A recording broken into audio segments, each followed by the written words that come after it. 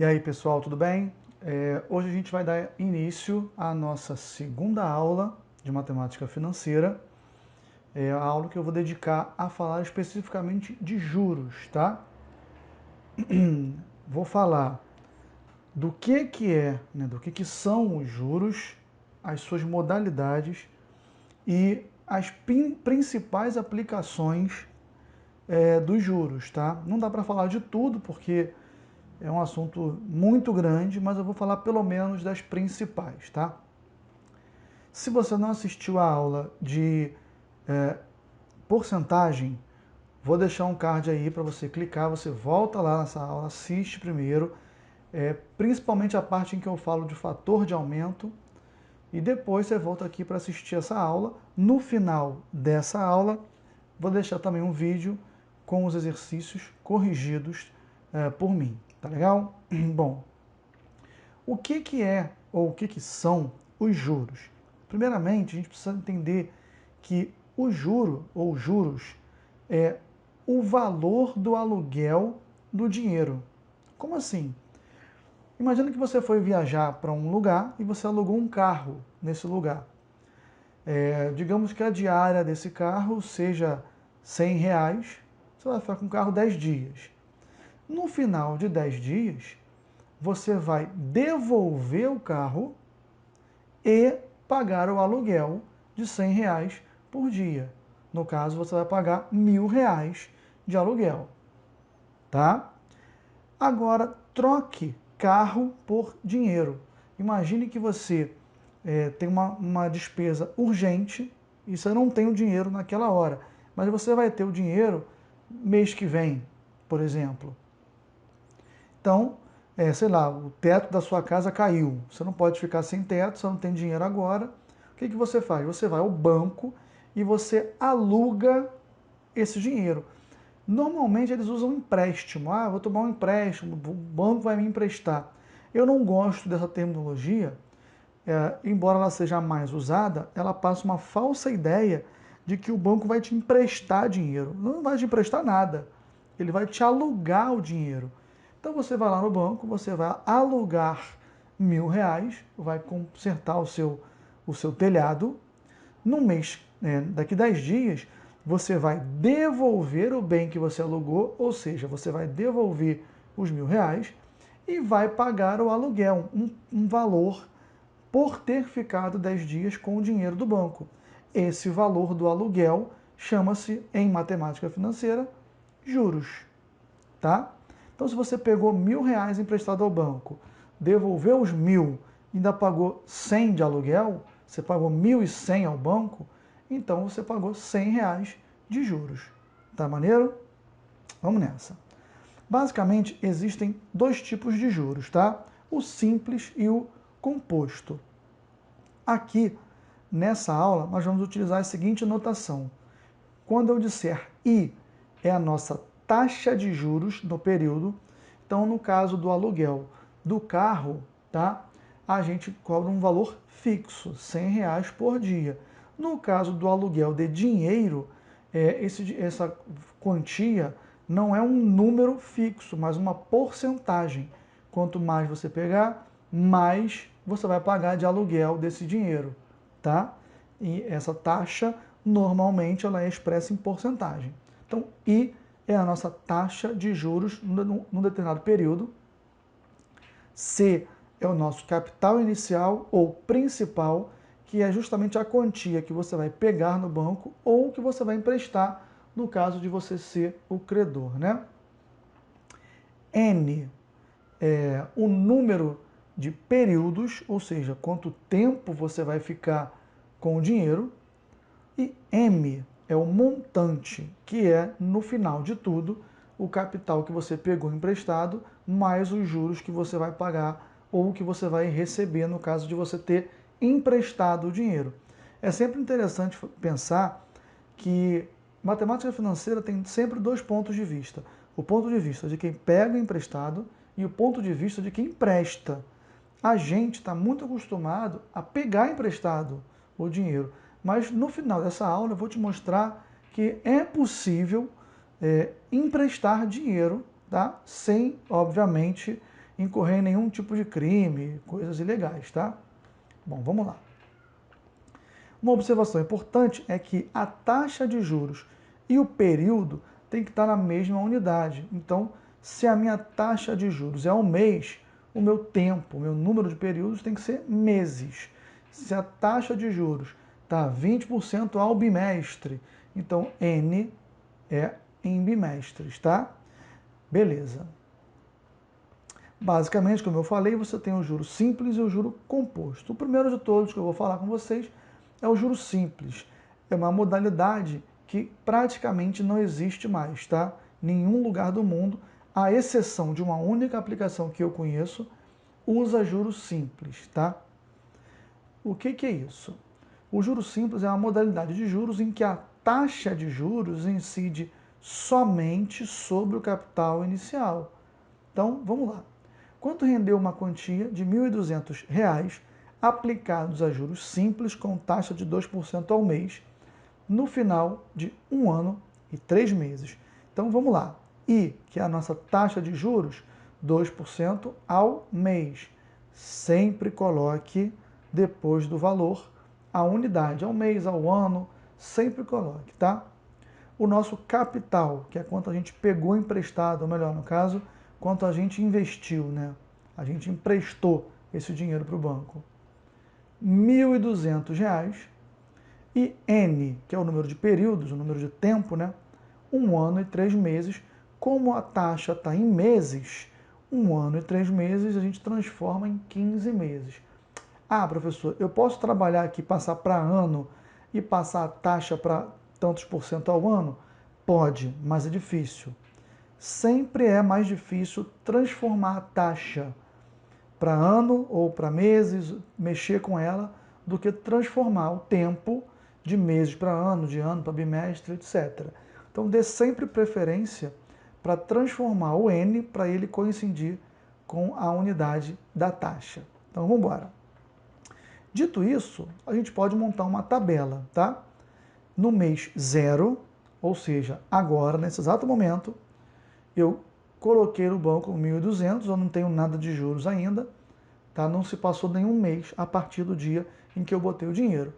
No mês seguinte, repara o seguinte, eu vou render 2% do meu capital inicial, porque o juro é simples.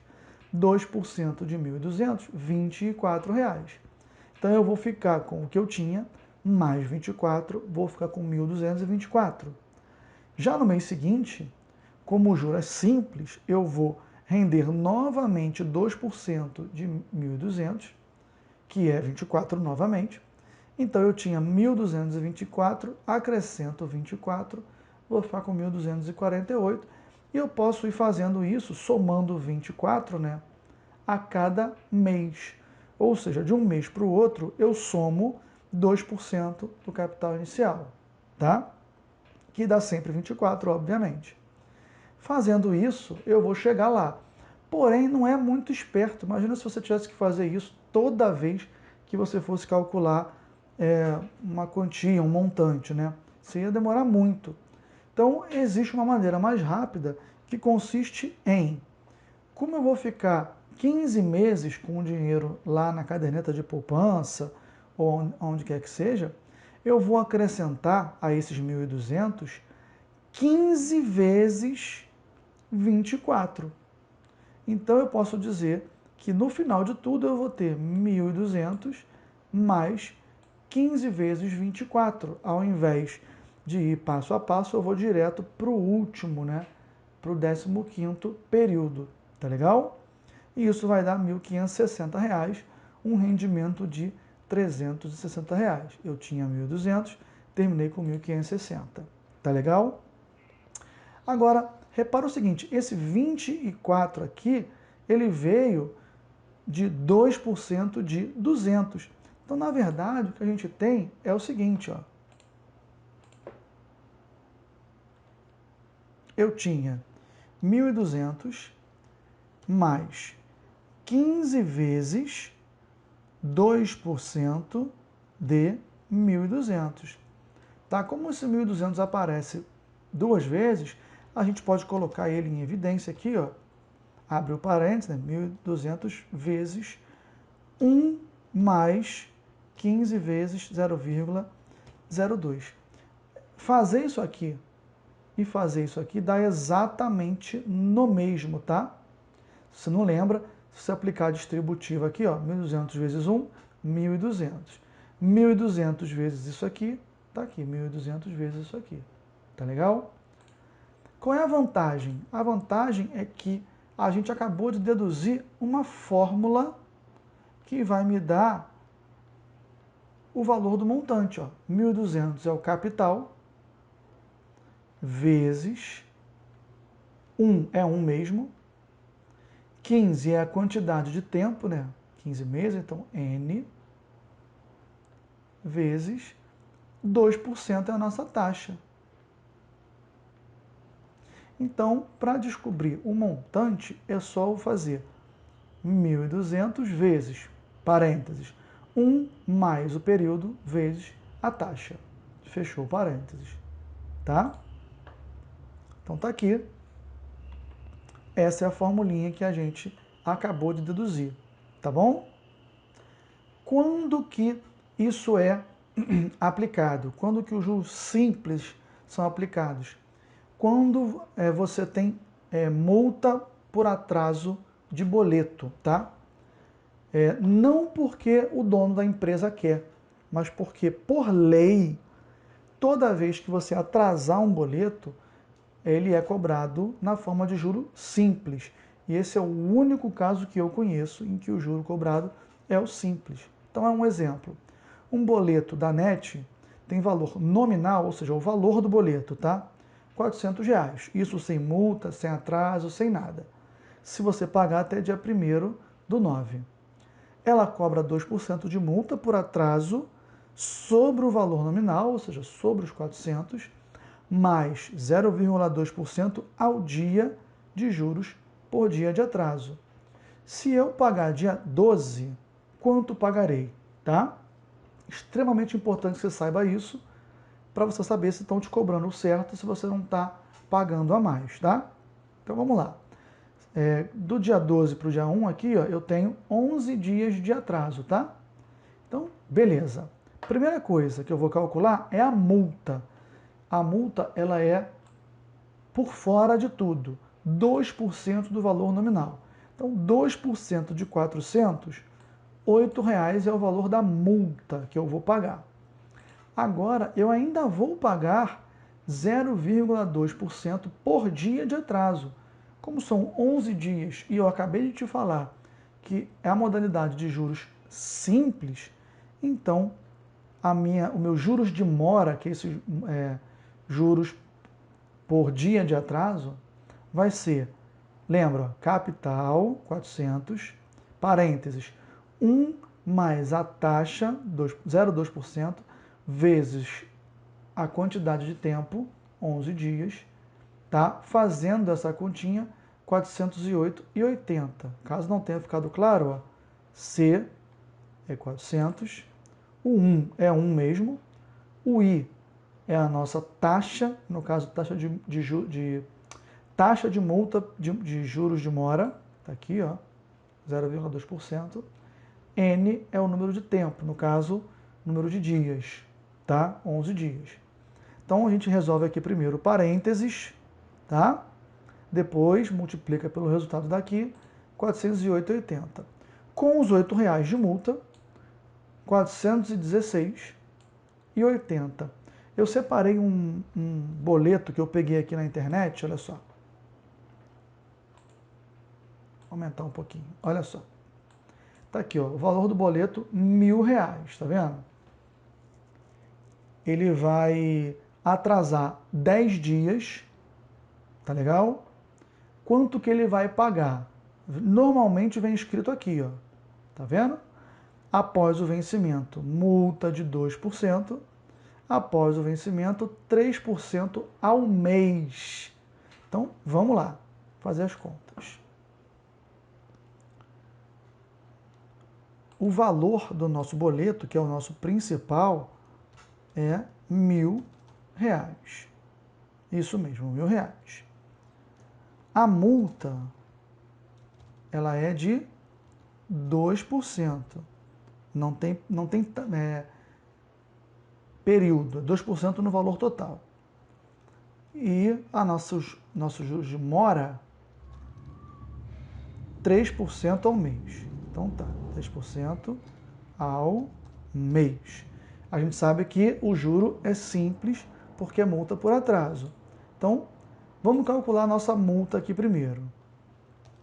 Multa igual a 1.000 vezes 2%, tá legal?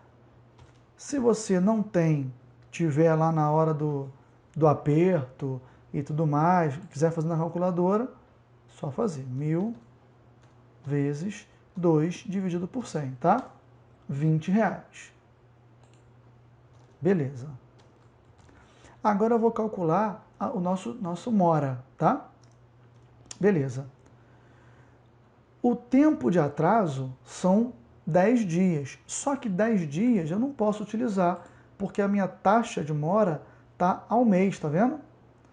Então, eu tenho que transformar 10 dias em mês. Isso vai dar 1/3 de mês. Tá legal? É 1/3 do mês.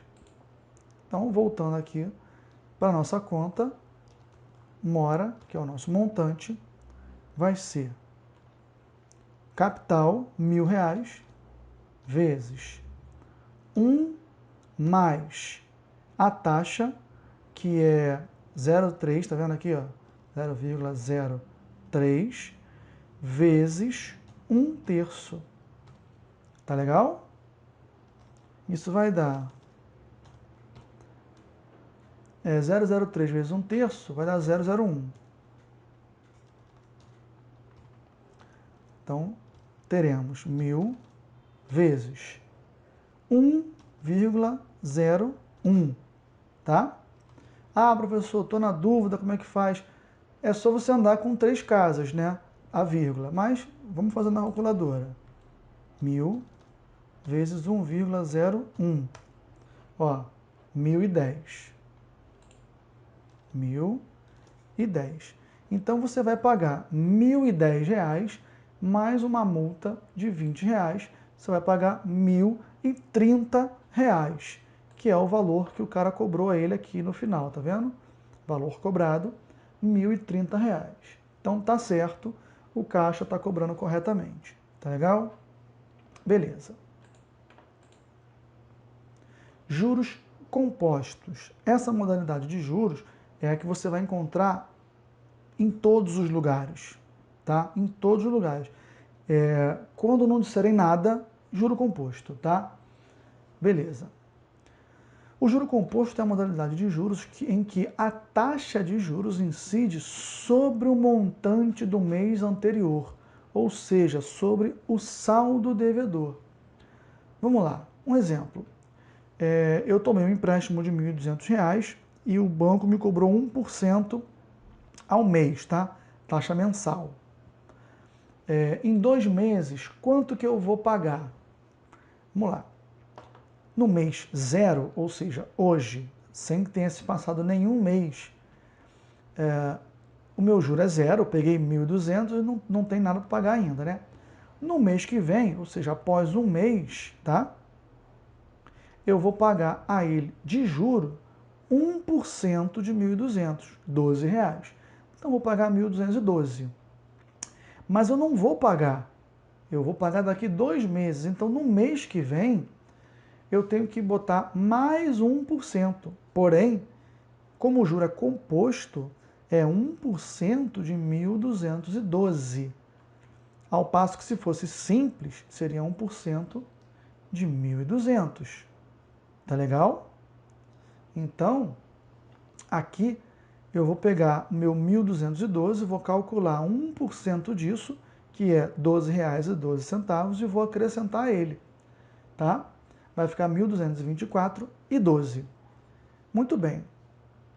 Usando a fórmula de juros simples, a gente consegue ver que no segundo mês, se o juro fosse simples, a resposta seria 1.224, 12 centavos menor, tá? E é por isso que ninguém cobra juro simples, Porque o juro composto, ele é sempre maior, ou pelo menos 90% dos casos, maior do que o simples.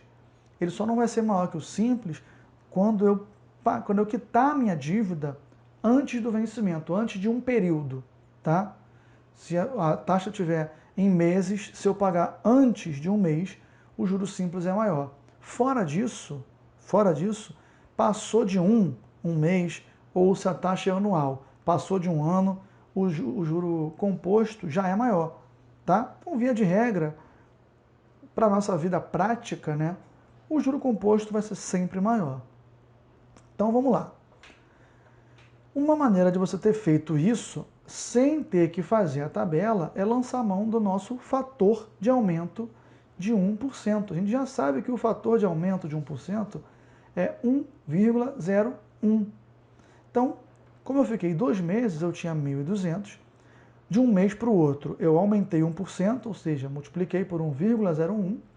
E desse primeiro mês para o segundo, eu multipliquei de novo por 1,01 para efetuar mais um aumento de 1%.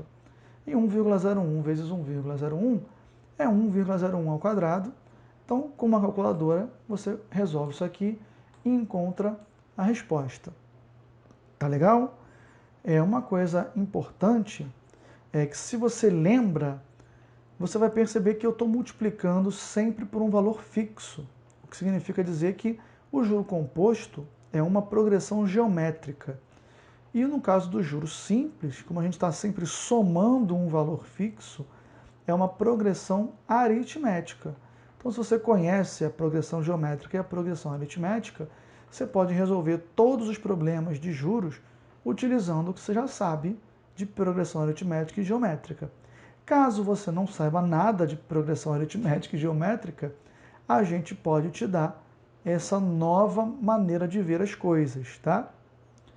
Repara que aqui 1.200 é o nosso capital, 1,01 é o nosso fator de aumento de 1%, e 2 aqui em cima é o número de períodos. Então, na verdade,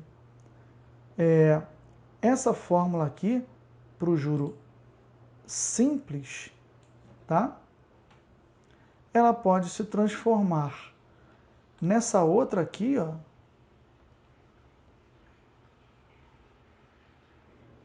capital vezes 1 mais a taxa elevado ao período. Aqui, juros simples e aqui, juros compostos. A diferença está aqui, ó. Nessa aqui, ó. Aqui o N multiplica a taxa e aqui o N, que é o número de períodos, eleva o fator de aumento. E é por isso que o juro composto cresce muito mais, tá? Então tá aqui. Muito bem. Quanto rendeu uma quantia de 1.200 aplicada a juros compostos com taxa de 2% ao mês ao final de um ano e 3 meses? Beleza. É o mesmo exemplo desse aqui, tá? Exatamente o mesmo exemplo desse aqui, tá? Porém, com juros compostos. Aqui, com juros simples, a gente já viu que o rendimento foi de R$360. Vamos ver se os juros fossem compostos, tá? Então, nós temos novamente o capital é 1.200, a taxa 2% ao mês, o número de períodos 1 ano e 3 meses, que são 15 meses. Então, acabou. O montante vai ser o capital, 1.200, parênteses, 1 mais a taxa, que é o nosso fator de aumento, de 2%, é 1,02, elevado a 15 meses. E isso vai dar R$ 1.615,04. Um rendimento de R$ 415.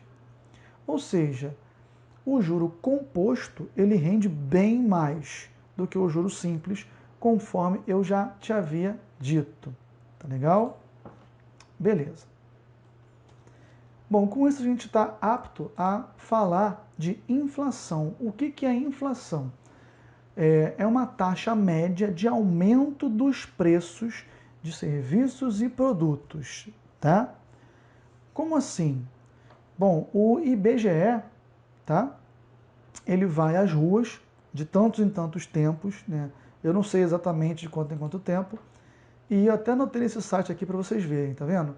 Ele verifica os preços de alimentação e bebidas, artigos de residência, transporte, comunicação, despesas pessoais, habitação, saúde e cuidados especiais, vestuário e educação.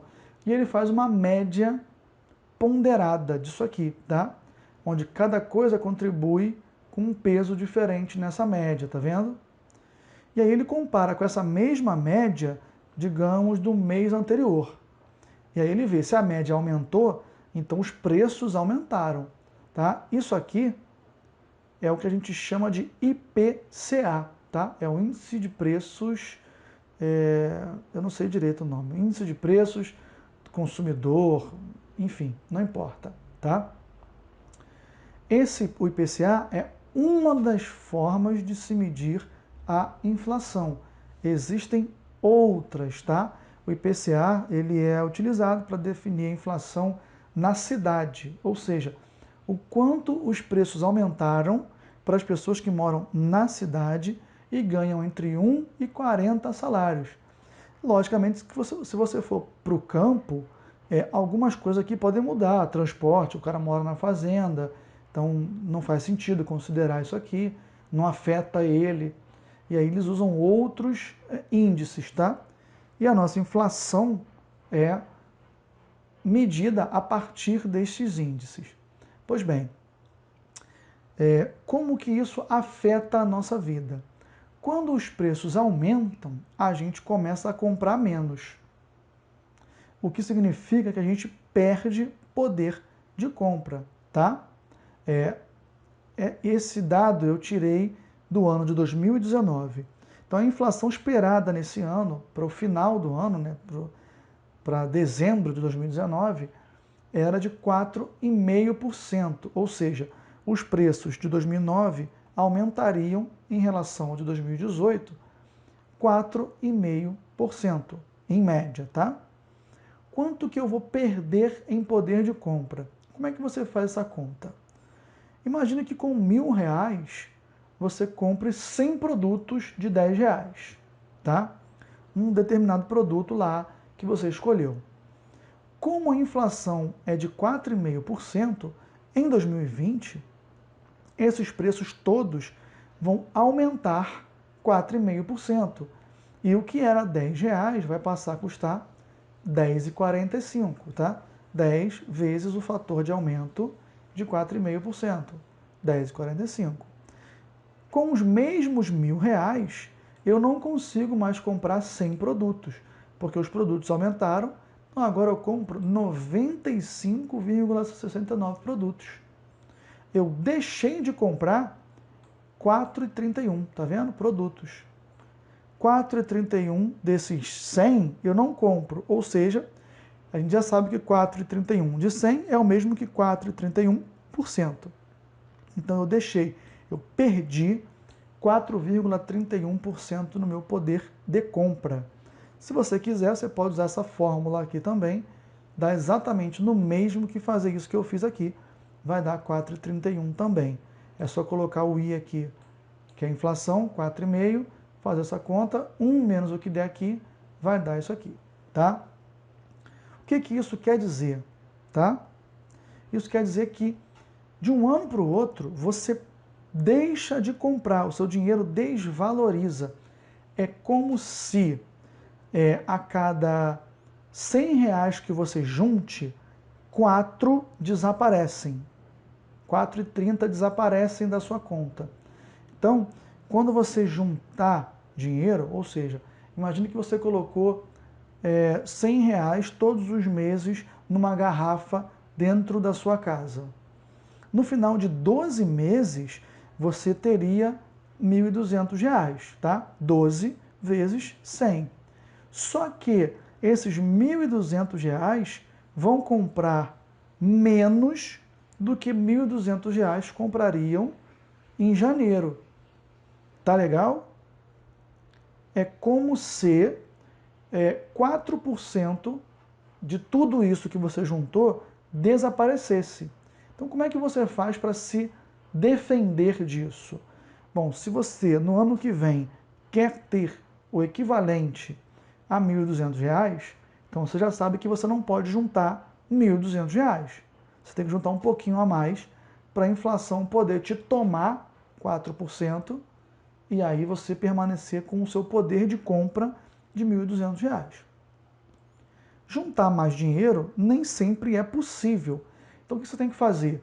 Você tem que conseguir guardar o seu dinheiro num tipo de investimento indexado à inflação. O que é isso, professor? É um investimento em que você vai deixar o seu dinheiro e ele vai, no mínimo, a cada período, te devolver a inflação. Tá? Vou te dar um exemplo do que não é indexado à inflação. A poupança. Se você colocar o seu dinheiro na poupança e no final do ano ele render 3%, quer dizer que o banco te deu 3% a mais de tudo que você colocou na poupança. Porém, a inflação te tomou 4%. Então você está perdendo 1%. Tá? Falando grosso modo, tá bom? Esses cálculos não são tão simples, mas dá para você entender. Agora, se você conseguir um investimento que no final do período, no final do ano, a inflação foi de 4,5%, então ele te dá 4,5% de rentabilidade. Na pior das hipóteses, você manteve o mesmo valor que você guardou, o mesmo poder de compra. E esses investimentos existem, são bem simples de conseguir. Embora eles estejam atualmente em baixa, né, estão rendendo bem pouco, só mesmo a inflação, você pode procurar pelo Tesouro Direto, que é uma maneira de você emprestar dinheiro para o governo federal. E aí, dentro do governo do Tesouro Direto, você tem várias modalidades. E uma delas são os tesouros que são indexados à inflação. Então tá lá, esse tesouro te devolve a inflação do período. Já sabe que não vai perder dinheiro. Esse tesouro te devolve a inflação mais 2%. Você já sabe que você vai ganhar um pouquinho de dinheiro. Você vai ganhar a inflação mais 2%. Tá legal?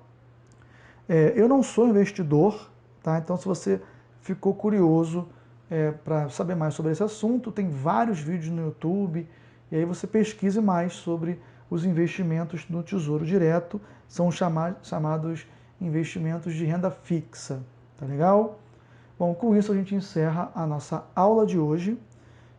Vou deixar aí o vídeo para você assistir o vídeo com as soluções dos exercícios. E é isso. Até a próxima aula, tá? Tchau!